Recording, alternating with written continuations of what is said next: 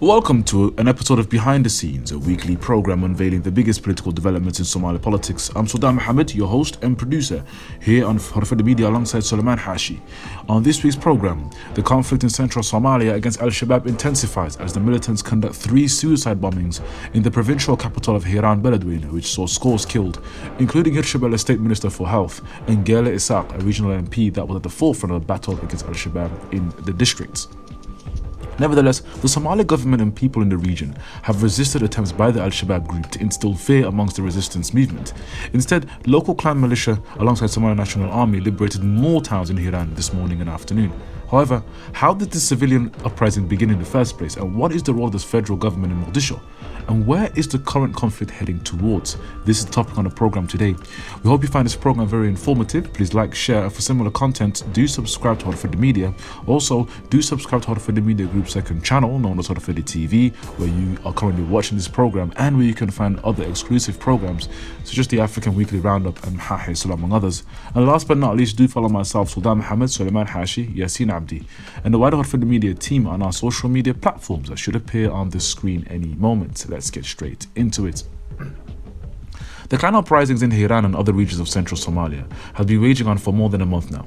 Al-Shabab have lost dozens of towns, villages and cities across the region, including many regions that was used by the group for extorting local populations, as well as makeshift courts, including Mataban district of Hiran or near the Basra village in Lower Shabelle region. In fact, according to the Somali government, Al-Shabab has lost over 15 villages and towns across Hiran, Gilgudud, Bay, and while simultaneously losing over 200 fighters. Nevertheless, Al-Shabab has recently stepped up its own attacks in the region, including briefly retaking Makhuri, among other regions, from Allied forces, only to be recaptured this morning.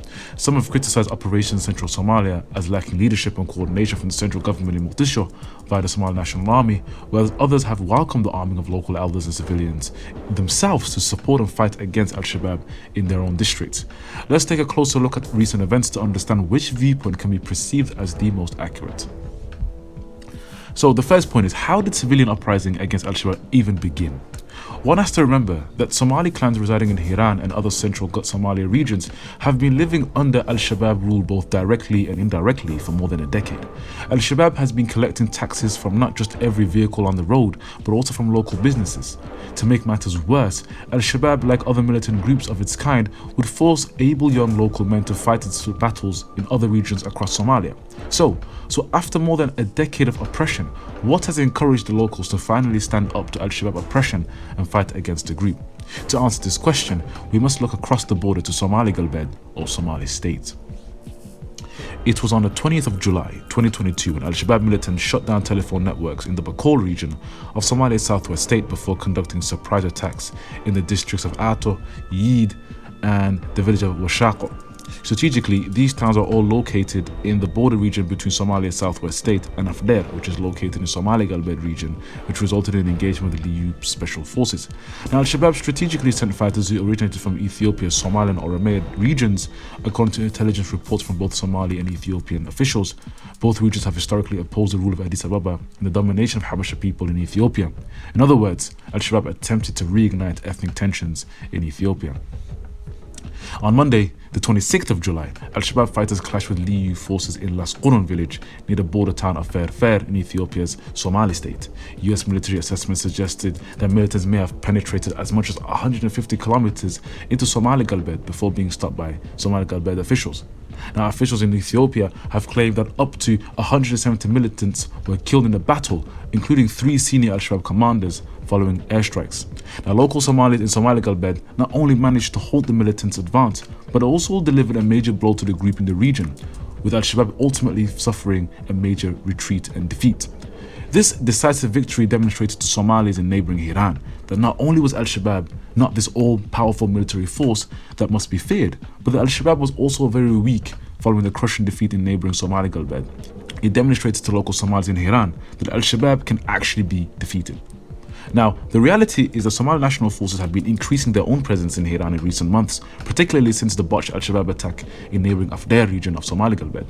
Security operations led by Governor of Hiran Ali Jaita and aided by the SNA in the region began around July of this year, targeting the regions surrounding Mahas, Mataban and Beledweyne. Gains were made early on with the villages of Bukure that was under the Mahas district being liberated in eastern Hiran. This came after Al-Shabab attack in Somali Galbed. In fact, officials from Jigjiga arrived in Beledweyne in early August to discuss the new security operations with the governor. So the combination of Al-Shabab weakness demonstrated by Somali Galbed with the political willpower of local officials in Hiran has driven motivation amongst local Somali clans to pick up arms against the militants. And the sense of security has been also provided by the Somali National Army. So that's the first reason as to why the uprising has begun. The second is Al-Shabaab's own actions, which is burning water wells and private property. And this would eventually force Somali clans in the region to pick up arms against the militants. And two crucial points need to be made here. Firstly, Somali clans in Hiran refused to pay extortion taxes imposed by Al-Shabab, which infuriated the group's leadership. And two, local Somalis in the region refused to support Al-Shabab against the government by resisting attempts by the militants to forcefully conscript young men. Now, both actions resulted in the militants engaging in inhumane activity by burning wells while the country is facing the worst drought it's faced in a decade. Then it was August 8th when militants decided to burn a well in Mahas district of eastern Hiran, which provided fresh water to 7 villages in the region. And this angered many Somalis, not just in Hiran and Somalia, but also all over the globe, because this demonstrated the evil and inhumane nature of the group to damage water access at a time where the country is facing such severe droughts. Federal MP Muhammad Abdul Qadir, that represents the Hawadli clan in the region of Hiran, accused Al-Shabab of directly targeting the Hawadli clan that resided in eastern Hiran. At the same time, a security operation led by the governor of Hiran would liberate a number of villages in the Mahas district, which showcased that Al-Shabab was desperately attempting to destroy and agitate everything that they left behind, including the civilians. Ultimately, the disgusting, criminal and inhumane act by Al-Shabab fighters against villages in Hiran resulted in clans in the region to pick up arms and fight the militants alongside the Somali National Army. This, coupled with the political willpower of leaders such as Ali Jaita, boosted the confidence of locals. And finally, let's take a look at the role of the federal government. Now, there were visits made by Somali Defense Minister Abdul Qadir Mohammed Noor and Somali National Army Chief General Odawa Yusuf to the front lines alongside other SNA senior officials. And this would boost the morale of not just local clan militia, but also Somali National Army forces. Defense Minister Noor pledged government support for militia, going so far as to say that whatever weaponry confiscated from Al-Shabab could be kept by the militia without question from the government, a statement that has received widespread condemnation, to say the least. Prime Minister Hamza Abdi Barre would visit the provincial capital of Hiran, Beledweyne, weeks later to encourage and build morale for not just Somali National Army forces, but also the Ma'awisli. And strategically, President Hassan Sheikh Mahmoud would utilize his momentum against the militants by the public to announce a total war against the terrorists. In a speech following the conclusion of the National Consultative Council Summit last month, President Hassan Sheikh Mahmoud would encourage Somali civilians to pick up arms and fight. He would attempt to instill fear in any Somali that worked with Al-Shabab or even hid their locations. The president would refer to such Somalis as targets alongside the militants. However, many were supportive of the government's initial attempts to rally Somalis against Al-Shabab. Many, however, have criticized the Somali government's recent lack or negligent role for not providing a national framework and campaign national framework and campaign against Al-Shabab. There is currently a momentum against the group as Somalis across the country begin to pick up arms. We've seen this in Galgaduud, with numerous towns and villages being liberated en route to El Bur.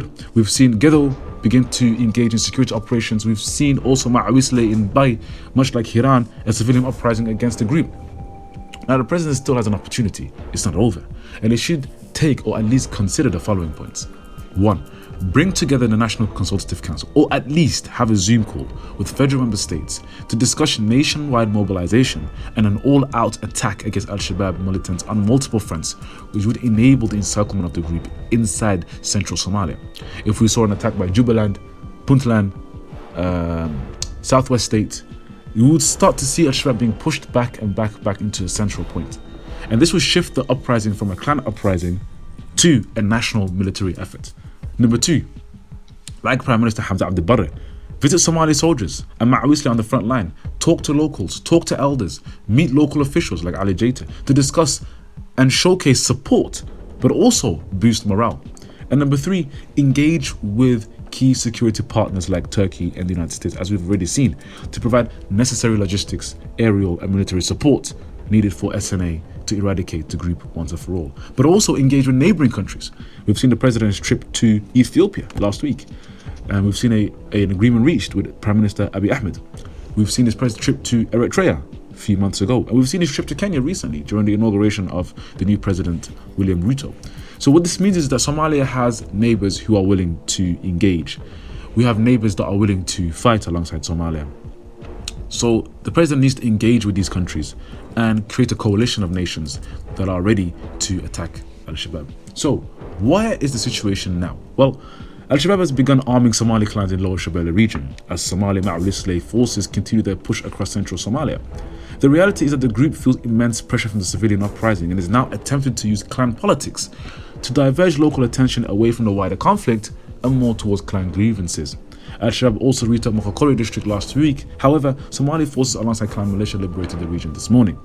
Now, militants bombed the town of Beledweyne with 3 consecutive suicide bombings, which saw scores killed and dozens wounded. And this was an attempt to destroy the morale of not just Somalis in Beledweyne and Hiran, but Somalis across the country. However, this was to no avail, as Somali forces, as I aforementioned, alongside clan militia, liberated Mokokori this morning, which shows that Somalia is still ready to fight. Operations against Al-Shabab in Galgaduud continue as allied forces reach closer to the militant stronghold of Al-Bur in that region, and non-ATMIS Ethiopian forces are reported to have crossed the border into Gedo, reportedly to fight Al-Shabab in the region. And this comes after President Hassan Sheikh Mohamud reached an agreement with Prime Minister Abiy Ahmed in Addis Ababa last week. Federal MP Abdullah Mohammed Sambalol Sheikh, that represents Hawadli clan in Hiran, has said that his clan is the main clan taking the brunt of this new war against Al-Shabab. He argued that his clan Hawadla cannot fight this war alone and requires support from other Somali clans to pick up arms against Al-Shabab across the nation to reduce pressure in Hiran, which currently has seen major fighting. The reality is that the current war against Al-Shabab is becoming a war limited in the number of clans in the central region of Somalia. Despite some clans like Somali Bantu, among others, have begun declaring war, it does not seem as though the momentum is currently on their side in southwest states, among other places. The fatigue begins to plague the fighters in central Somalia, and it is now more than ever for the federal government to take charge and come with a joint security plan alongside federal member states, not just to push out Al-Shabab, but also how to maintain liberated areas and provide the basic governmental facilities to locals, including healthcare, jobs, security, and education. And another major problem with the current dilemma is the increased arming of civilians in the country. The possibility of such groups later on to fight themselves or against the government is highly possible. We can see this with Ahl Sunnah wal Jama'ah, which was a group supported by Puntland against Al-Shabab in central Somalia in the 2000s. But eventually, the group would become a major hindrance to stability in Galmudug. The reality is, the government must conscript these fighters as paramilitary groups within the SNA, and these fighters I'm referring to as Ma'awisley. The guns must be registered.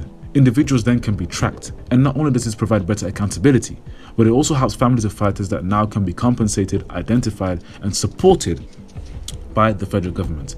Now, many have criticized Hassan Sheikh Mahmoud and his government for pushing for a clan-based uprising.